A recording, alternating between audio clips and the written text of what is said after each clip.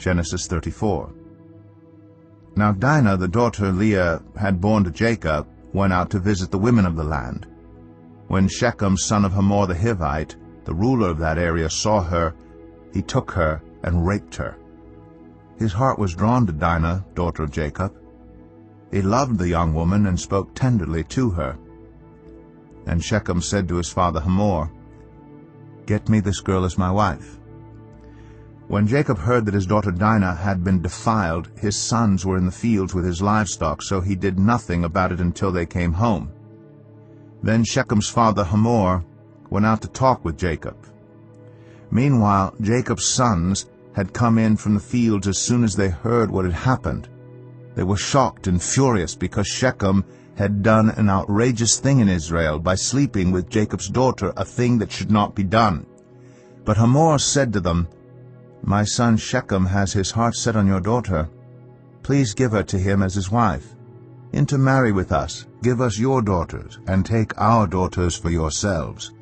You can settle among us, the land is open to you, live in it, trade in it, and acquire property in it."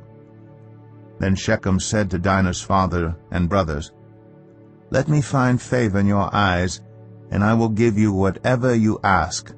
Make the price for the bride and the gift I am to bring as great as you like, and I'll pay whatever you ask me. Only give me the young woman as my wife." Because their sister Dinah had been defiled, Jacob's sons replied deceitfully as they spoke to Shechem and his father Hamor.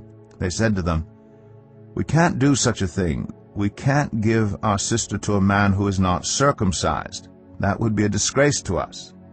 We will enter into an agreement with you on one condition only, that you become like us by circumcising all your males. Then we will give you our daughters and take your daughters for ourselves.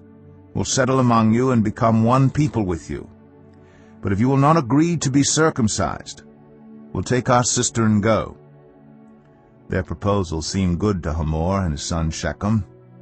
The young man, who was the most honored of all his father's family, lost no time in doing what they said, because he was delighted with Jacob's daughter. So Hamor and his son Shechem went to the gate of their city to speak to the men of their city. "These men are friendly toward us," they said. "Let them live in our land and trade in it. The land has plenty of room for them. We can marry their daughters, and they can marry ours. But the men will agree to live with us as one people only on the condition that our males be circumcised as they themselves are.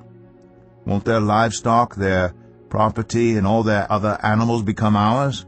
So let us agree to their terms, and they will settle among us." All the men who went out of the city gate agreed with Hamor and his son Shechem, and every male in the city was circumcised.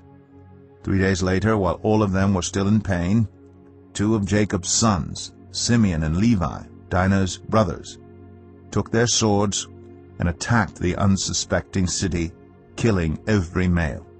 They put Hamor and his son Shechem to the sword and took Dinah from Shechem's house and left. The sons of Jacob came upon the dead bodies and looted the city where their sister had been defiled. They seized their flocks and herds and donkeys and everything else of theirs in the city and out in the fields. They carried off all their wealth and all their women and children, taking as plunder everything in the houses. Then Jacob said to Simeon and Levi, "You have brought trouble on me by making me obnoxious to the Canaanites and Perizzites, the people living in this land. We are few in number, and if they join forces against me and attack me, I and my household will be destroyed." But they replied, "Should he have treated our sister like a prostitute?" Genesis 34.